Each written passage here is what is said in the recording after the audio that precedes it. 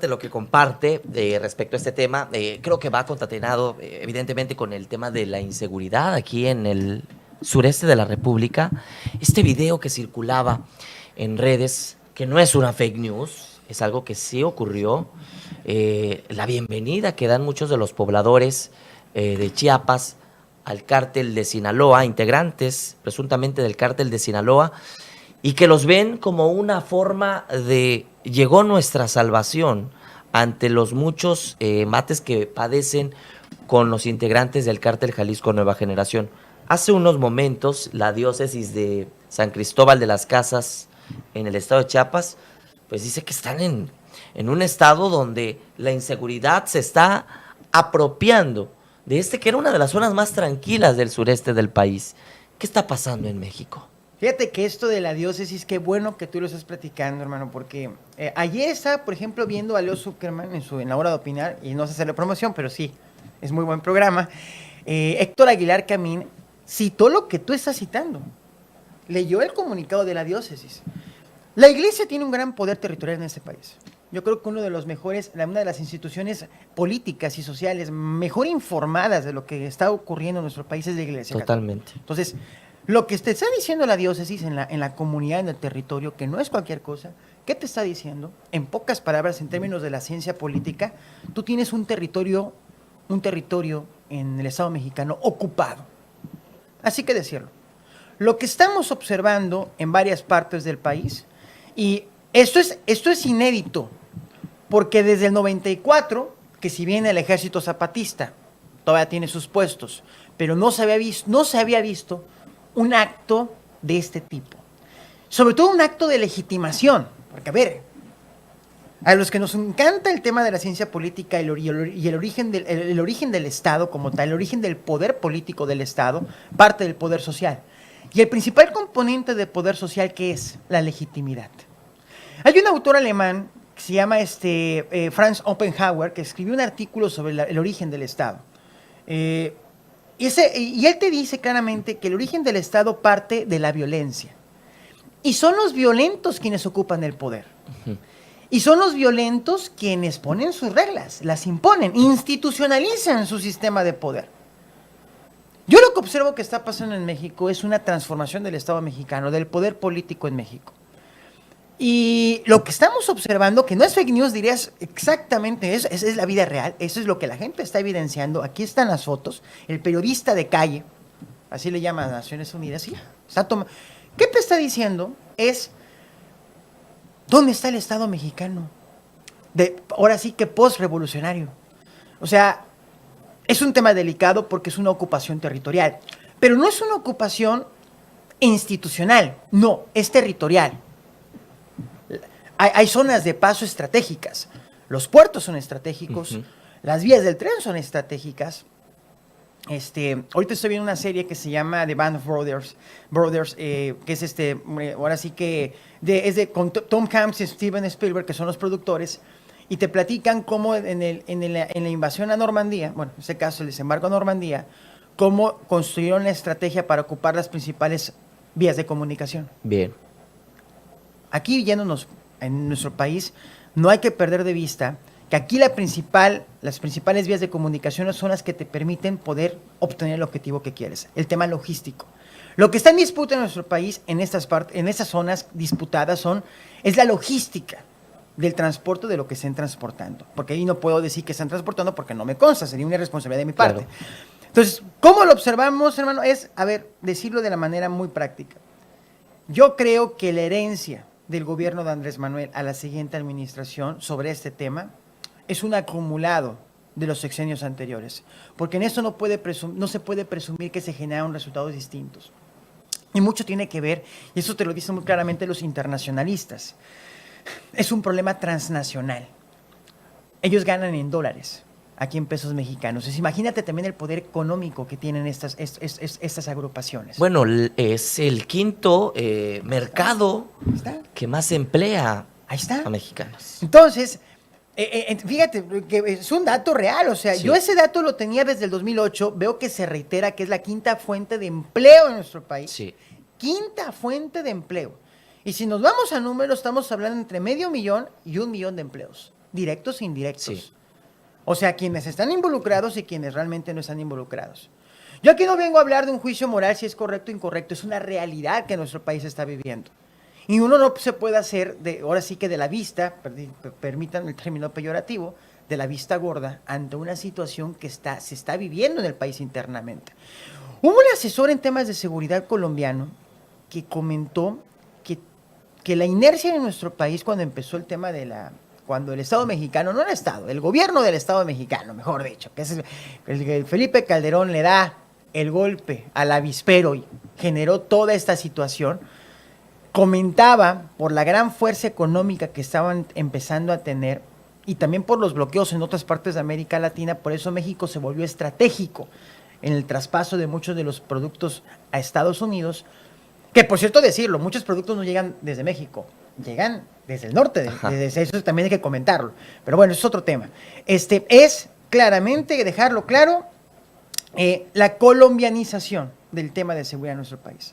Obviamente, en una tropicalización muy mexicana. Claro. ¿Por qué? Por la potencialidad de estos grupos transnacionales. Insisto, grupos transnacionales, no son grupos locales, son grupos transnacionales, pues que su capacidad de fuerza es tan letal, tan imponente, que sucede lo que sucedió.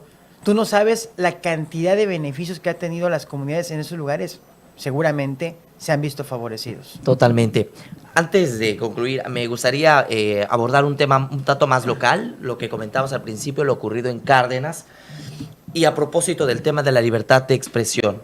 Decía el secretario de Gobierno que hace un llamado a no generar fake news y todo lo demás, que no cayeran en la rumorología, que por qué los medios no aclaramos que la situación estaba bajo control.